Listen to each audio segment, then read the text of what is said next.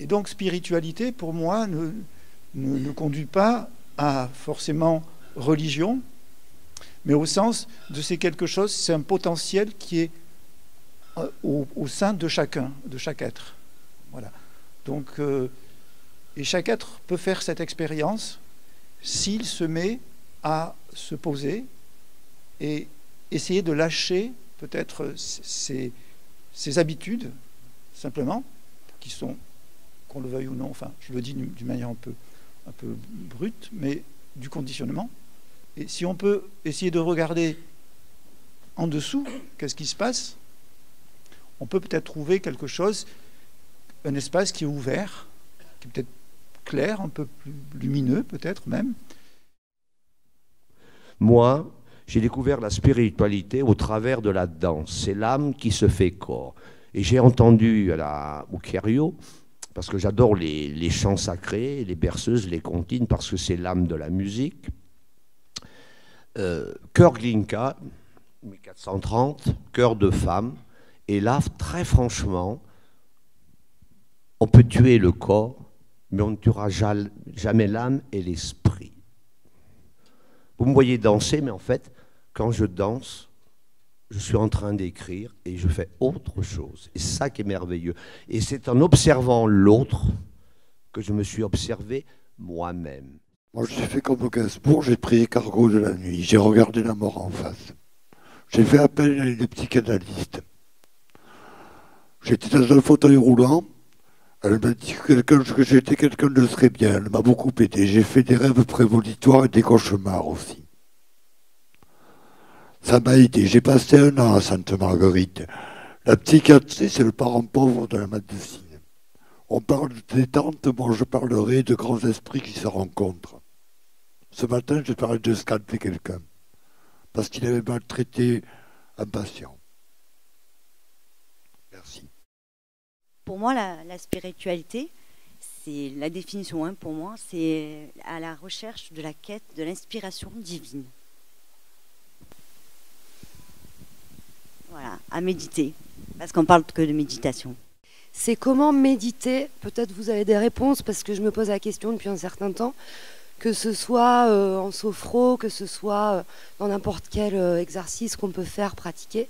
C'est comment, en tout cas moi, je me heurte à ce Dieu, justement, moi qui suis agnostique et qui n'ai pas cette croyance-là, j'en ai d'autres, plus en l'humain, mais et comment justement on peut exercer une pratique de méditation ou sophrologique ou de spiritualité sans passer par le chemin de Dieu avec un grand D. Souvent, on demande aux gens quel est leur but dans la vie, et peut-être que c'est en voulant s'améliorer chaque jour qu'on peut trouver cette spiritualité en dehors de tout, toute pratique religieuse ou machin. Peut-être, de mon point de vue, c'est devenu mon but, de dire mon but, c'est de m'améliorer chaque jour. Point. Je suis de profession anesthésiste réanimateur et je peux vous dire qu'on fait 50% de ce qu'on sait faire pour l'instant pour les patients. 25% c'est le patient lui-même et 25% on l'appelle une force, Dieu, le grand architecte de l'univers, parce que moi je suis moi-même franc-maçonne et c'est un secret, mais c'est un secret pour personne finalement. Et la spiritualité, c'est indéfinissable parce que chacun a sa conception de la spiritualité. Voilà.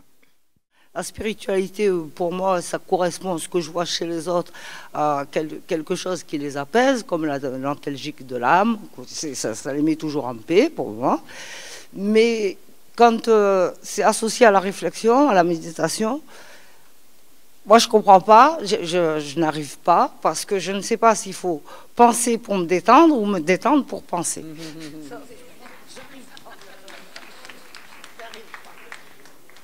C'est ça que j'aimerais comprendre. On aurait pu attaquer par ça le débat, finalement. On aurait pu attaquer sur cette équation-là, en tout cas, quand on parlait de spiritualité. Peut-être la démarche scientifique, ça va être quand une idée, on va la regarder de près. Et peut-être la pratique de la méditation, c'est de regarder pour soi, chacun est tout seul, sur le coussin. Chacun a à vérifier lui-même si ce qui lui est enseigné, parce que c'est un enseignement, une voie spirituelle, il y a des gens, en général, qui ont fait une expérience et qui la communiquent, mais si c'est des vrais maîtres spirituels, ils ne vont jamais dire ce que doit penser le méditant. Il va simplement lui demander de vérifier si ce que lui dit est juste. Y a-t-il des liens et quels sont les rapports qui existent aujourd'hui, depuis quelques années, entre le monde scientifique et le monde des gens qui sont attachés à développer une spiritualité? Et s'il y a autant de monde aujourd'hui qui sont là dans le débat et dans les ateliers, c'est que la spiritualité, ça apaise, ça enlève de la douleur. Et une question que nous, on se pose, les médecins, c'est comment, jusqu'où on peut utiliser ce qui se passe dans l'activité spirituelle quand on est confronté à des gens qui ont des souffrances qui perdurent tout au long de la vie, notamment. Je ne suis pas très spirituel. Je suis plus, personnellement, dans la psychanalyse. Et je pense que la psychanalyse est quelque chose qui permet de cheminer beaucoup plus que le spirituel, qui peut-être, d'ailleurs, la psychanalyse peut amener au spirituel, à une certaine forme de spiritualité, de vie, de joie de vivre et d'être en harmonie avec les gens, et de se retrouver posé au bon endroit. Enfin voilà, pour moi, c'est plus ça le cheminement. Je ne crois pas en Dieu, je ne crois pas en Bouddha. Je vais vers la dame et je reviens vers toi. Bonjour. Donc du coup, pour rebondir, pour moi, la psychanalyse et la spiritualité ne sont pas indissociables. Et pour rebondir aussi sur la force de guérison dont vous parliez, j'ai la sensation que c'est la force d'auto-guérison. Et effectivement, j'ai la sensation que ce qu'on appelle Dieu, c'est ce qu'on n'arrive pas à nommer. Et notamment peut-être cette force de vie d'auto-guérison qui effectivement, on est en train de s'apercevoir même, par exemple, dans la maladie qui est le cancer. Il y a notamment le centre de ressources à Aix-en-Provence avec le professeur Mouissé. Il y a des vraies statistiques qui sont faites et effectivement la gestion du stress permettrait de faire reculer soit les doses chimiothérapiques, soit même rallonger les périodes de rémission et notamment donc de guérison. Et simplement, pour moi, la spiritualité du coup, c'est simplement trouver l'éclairage en soi-même. Après, peu importe ce qu'on appelle en fait, ce à quoi on se raccroche, l'important c'est pour moi de retomber dans une horizontalité et dans une humilité qui fait qu'effectivement, le nirvana pour moi n'est pas une supériorité, c'est un accès ou pas. C'est un chemin qu'on prend ou pas. Il y en a plein des noms différents, le ki, le prana, etc. Peu importe. L'important, effectivement, c'est la notion de détente et d'acceptation avec soi-même pour justement valoriser ces forces d'auto-guérison qui, scientifiquement, je pense, de plus en plus vont être comment dire, quantifiables, si on peut dire ça. Dans nos maladies de plus en plus chroniques et dégénératives effectivement que la société actuelle connaît. Et je pense qu'il est urgent de ramener, enfin, en tout cas, de trouver son propre chemin spirituel où, avec, je pense qu'on peut atteindre un chemin spirituel en faisant de la psychanalyse, en fait. Voilà. Juste, j'amène là la personne. Voilà. Juste, elle a dit, Dieu pour moi, c'est quelqu'un que l'on nomme pas, qu'on ne peut pas nommer. Je pense qu'il y a des choses qui sont invisibles à l'homme et que effectivement, il y a eu peut-être un besoin de nommer et que Dieu peut-être est là. Oui, effectivement. Ouais. Donc, et là, c'est un des premiers noms de Dieu, c'est celui qu'on ne nomme pas. Exactement. Juste ça. En fait, ça rejoint ce que j'allais dire. Parce que quel que soit l'outil, que ce soit la psychanalyse ou la spiritualité, le but, peut-être, c'est l'introspection pour pouvoir... puisque on vient à cette part divine, entre guillemets, de ce qui nous constitue, ces petites cellules qui miraculeusement sont assemblées. C'est le mystère de la vie. Il faut aller chercher au cœur de nous-mêmes. Mais chacun de nous le possède. Et je pense que c'est à travers cette introspection les outils qu'on choisit, que ce soit la psychanalyse, ou le yoga, ou la méditation, ou telle religion. Je pense qu'il y a une question de temporalité. Les scientifiques et la recherche a un gros défaut, c'est qu'elle est très très lente à produire des données qui sont ce qu'on appelle des données certaines. Et d'ailleurs, on voit souvent des découvertes qui, au bout de 20 ans, disent « Ah ben non, on s'est trompé en fait ». Donc les chercheurs, ils n'arrêtent pas de se tromper, et ils cherchent beaucoup, ils ne trouvent pas beaucoup, et ils mettent beaucoup de temps à trouver. Et donc effectivement, quand ils sont face à des gens qui, eux, trouvent tout de suite, ils font « Allô Dieu » et pof, ils ont la réponse, bah, les chercheurs ils disent « Ouais, quand même, tu vas un peu vite, nous, ça fait 50 ans qu'on travaille, on est 300, toi tout seul, tu trouves la réponse en 5 minutes ». Donc je pense qu'il y a vraiment une question de temporalité, et c'est vrai que d'un autre côté, les gens qui souffrent, eux, ils ne peuvent pas attendre que les chercheurs disent « Ah mais c'est bon, tu peux y aller, c'est validé ». Donc je pense qu'il y a cette tension entre la vraie vie et le besoin de trouver des solutions ici et maintenant, et le fait que les chercheurs disent « Ah non, attends, il faut qu'on fasse 3 essais randomisés dans 3 pays différents, et il faut qu'on récupère… » Et non, voilà. Donc je pense qu'il y a des tensions aussi en termes de besoins qu'ont les gens de réponses ici et maintenant. Le problème, c'est que la médecine actuelle est très cartésienne, et tout ce qui a été développé aujourd'hui, le Kundalini Yoga, la méditation, l'hypnose, la resque, nous on le fait beaucoup en anesthésie, ça commence à peine à être considéré. On les appelle les pratiques parallèles, mais elles n'ont rien de parallèle, elles sont complémentaires. Et c'est là le nœud du truc, c'est que c'est pas gagné. Une phrase très simple disait que le divin explique le pourquoi des choses, et le scientifique explique le comment des choses. Tous les moyens sont bons pour être bons, pour devenir bon, pour donner de l'amour. Aujourd'hui, j'ai parlé à un enfant. Il m'a répondu. Les enfants comprennent. Ce sont des grands.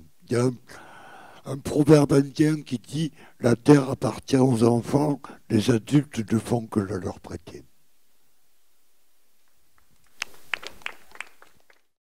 J'ai animé ou j'ai accompagné un atelier et l'idée c'était d'observer ce qui s'est passé. C'est la pratique de pleine conscience, d'observer qu'est-ce qui se passe en soi. C'est une pratique ou le métier du chercheur. Hein. C'est les chercheurs, ils regardent avec le microscope, ils regardent voilà, que ce soit dans des études. J'ai parlé récemment avec Vincent, en fait, qui est allé dans les foyers pour examiner les patients, les maladies, en fait, qui présentent dans le foyer. Voilà, c'est d'observer avec les sens qu'on a. Et la méditation, c'est la même chose. On a cette casquette, et après il y a une autre casquette, à mon avis, qu'on est à la fois observateur et acteur aussi. C'est nous qui produisent les signes, en fait. Ils sont en nous. Et ça, c'est quelque chose qui échappe les scientifiques.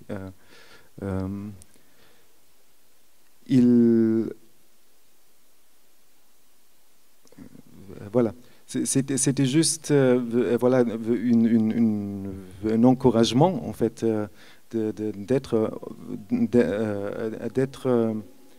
d'expérimenter, d'être scientifique pour vous, en fait, scientifique amateur, et en observant, en fait, qu'est-ce qui se passe autour de vous, de s'inspirer de la curiosité, en fait, que les scientifiques peuvent avoir, le non-jugement, en fait, de dépasser aussi des frontières. Et ça, on peut faire tous les jours, en fait, en nous. Et je vous souhaite beaucoup de plaisir là sur ces chemins. Bonjour tout le monde. Donc moi je suis en thèse donc du coup et voilà, si j'avais un truc à dire donc dans la recherche pour la science, c'était que je pense que la thèse elle nous impose à nous poser la question de qu'est-ce que j'ai envie de montrer moi, ou alors quel est votre projet de vie en fait. Et pour rejoindre le côté de la temporalité, probablement que les projets de vie des thésards ou des chercheurs actuellement, ils vont être de plus en plus collés à la spiritualité, contrairement aux anciens thésards où effectivement ils étaient fermés dans enfin, de tout ce que vous racontez. Et je pense qu'il faut laisser venir la culture, excusez-moi, la culture de chaque chercheur arriver tranquillement.